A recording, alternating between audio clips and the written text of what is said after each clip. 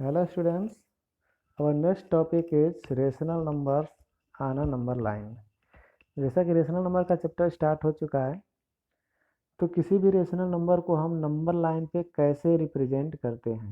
ठीक है, तो नंबर लाइन क्या है आपके सामने ये बना हुआ है स्क्रीन पे। इसमें क्या करते हैं, जीरो होता है, जीरो के लेफ्ट साइड में हमारा नेगेटिव नंबर्स होता है, जीरो के राइट साइड में हमारा पॉजिटिव नंबर्स होता है। तो ये क्या होता है, हमारा नंबर लाइन होता है ना।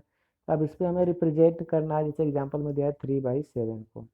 ठीक, तो हम यहाँ पे देखेंगे 3/7 हम कैसे रिप्रेजेंट करेंगे। तो देखो 3/7 की वैल्यू किसके किसके बीच में आएगी, 0 और 1 के बीच में आएगी। ठीक, तो क्या करेंगे, अब यहाँ पे देखो डिनोमिनेटर हमारा क्या है, 7 है। 7 जब डिनोमिनेटर है तो इसको क्या करेंगे, 0 और 1। जीरो हमारा ये रहा, आप देख रहे हो स्क्रीन पे, और 1 हमारा यहाँ पे है। तो 0 और 1 के बीच का जो पार्ट है उसको हम 7 इक्वल पार्ट में डिवाइड कर देंगे। क्या करेंगे, 7 इक्वल पार्ट में डिवाइड करेंगे। जैसे यहाँ पे 1 2 3 4 5 6 7, 7 इक्वल पार्ट में डिवाइड कर दिए। अब देखो इसका जो ये पहला डिवीजन वाला पार्ट होगा, जो इसका पहला डिवीजन वाला पार्ट होगा ये 1/7, ये दूसरा 2/7, तीसरा 3/7, चौथा 4/7, ये 5/7, 6/7, 7/7। तो 7/7 का मतलब 1 हो गया, यानी कि 1 पे आ गया। ठीक, तो इस तरह से हम इसको डिवाइड कर दिए। अब किसको रिप्रेजेंट करना है, 3/7 को। तो यहाँ पे 3/7 है, तो यहाँ पे हमारा रेशनल नंबर 3/7 होगा पॉइंट सी पे।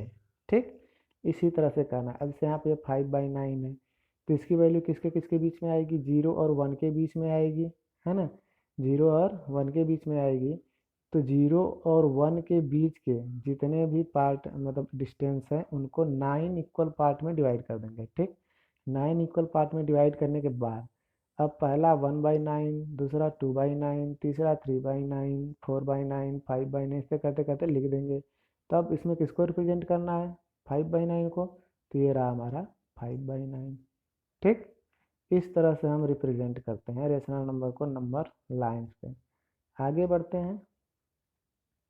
इसी तरह निगेटिव नंबर्स में भी क्या करेंगे, देखो यहाँ पे एक निगेटिव का दिया हुआ है -7/12। तो अभी माइनस को छोड़ देते हैं। ठीक है, 7/12 की अगर बात करें तो किसके किसके बीच में आएगा, ये 0 और 1 के बीच में आएगी इसकी वैल्यू।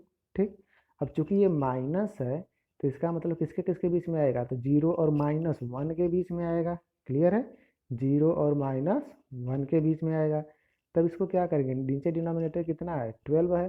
तो 0 और -1, अब -1 हमारा लेफ्ट साइड में आ गया। ठीक है ना, 0 और -1 के बीच का जो डिस्टेंस है उसको 12 इक्वल पार्ट में डिवाइड कर देंगे। 12 इक्वल पार्ट में डिवाइड कर दिया। अब उसमें क्या होता था कि हम इधर से जाते थे, यानी कि लेफ्ट टू राइट जाते थे, क्योंकि वो पॉजिटिव था। अब इसमें क्या करेंगे, इसमें उल्टा हो जाता है, इसमें राइट टू लेफ्ट जाते हैं। ठीक, अब इसको 12 इक्वल पार्ट में डिवाइड कर दिए। अब -7/12 है, तो इसमें कहाँ पे है, देखो ये रहा -7/12। तो ये हो गया हमारा रेशनल नंबर -7/12। ओके, आगे बढ़ते हैं। स्टैंडर्ड और simplest form of a rational number. Standard form क्या होता है, a rational number p/q is said to be a standard form if, पहला है कंडीशन इसका, the denominator q is a positive integer. q क्या होना चाहिए, पॉजिटिव इंटीजर होना चाहिए। ठीक, फिर b क्या है, p and q are coprimes that is have no common factor other than 1। p और q के बीच में कोई भी कॉमन फैक्टर नहीं होना चाहिए। ठीक है, जैसे यहाँ पे देखिए -15/27 है, इसको हमें क्या करना है, स्टैंडर्ड फॉर्म में लिखना है। ठीक है, तब इनके बीच में देख रहे हैं कि 3 से ऊपर भी डिवाइड हो जाएगा, नीचे भी डिवाइड हो जाएगा। ठीक, तो डिवाइड कर दिए, क्या हो गया -5/9। और दूसरा कंडीशन क्या है कि q हमारा पॉजिटिव होना चाहिए, q यानी कि डिनोमिनेटर, तो यहाँ पे तो डिनोमिनेटर पॉजिटिव है ही।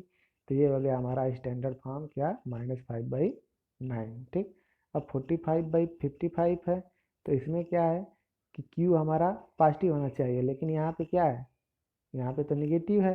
ठीक, तो हम क्या करेंगे, अगर -1 से ऊपर नीचे मल्टीप्लाई कर दें न्यूमरेटर में भी और डिनोमिनेटर में, तो नीचे का माइनस माइनस प्लस हो जाएगा। और ये ऊपर फिर माइनस चला जाएगा, यानी कि -45/55। अब हम क्या करेंगे कि इसको 5 से ऊपर नीचे डिवाइड कर देते हैं, क्योंकि 5 से दोनों में डिवाइड हो जाएगा। ठीक है, तो 5 से जब डिवाइड करेंगे तो ये हो जाएगा -9/11। तो इसका स्टैंडर्ड फॉर्म क्या हो जाएगा, -9/11। ओके, आगे बढ़ते हैं। Absolute value of rational number. Absolute value क्या होता है? The absolute value of rational number it's positive numerical value. इसका जो न्यूमेरिकल वैल्यू होता है, हम इसमें साइन को नहीं लेते हैं, चाहे प्लस हो या माइनस हो, साइन से हमारा कोई लेना देना नहीं है। ठीक, बस उसका जो न्यूमेरिकल वैल्यू होगा वही होगा। जैसे absolute value of P by Q, इसको कभी कभी मॉड भी पढ़ते हैं, ठीक ना, mod of P by Q या absolute value of P by Q is equal to P by Q. ये क्यू है, यहाँ पे मिसप्रिंट की वजह से जो है आपको ए दिख रहा होगा, लेकिन ये ए नहीं है, क्यू है। तो mod of P by Q या absolute value of P by Q is equal to P by Q. Absolute value of minus P by Q is equal to P by Q. अब देखो यहाँ पे ये minus हट जाएगा, ठीक है ना, ये एब्सोल्यूट वैल्यू में चाहे माइनस हो या प्लस हो वो हट जाएगा, इसकी वैल्यू हमेशा पॉजिटिव होती है एब्सोल्यूट की। तो माइनस हट गया तो क्या हो गया, पी बाई क्यू। अब absolute value of P by minus q, अब यहाँ से भी माइनस हट जाएगा तो पी बाई क्यू। क्लियर है? एग्जाम्पल के थ्रू आप समझ सकते हैं। Absolute value of 4/7 equal to 4/7। Absolute value of -11/13 is equal to 11/13, minus हट गया। Absolute value of 12/-25 is equal to 12/25। Clear है? तो उम्मीद है कि आप लोगों को सब समझ में आया होगा रेशनल नंबर के बारे में, क्या होता है एब्सोल्यूट वैल्यू, क्या होती है स्टैंडर्ड फॉर्म, क्या होते हैं। मिलते हैं फिर नेक्स्ट वीडियो क्लास में।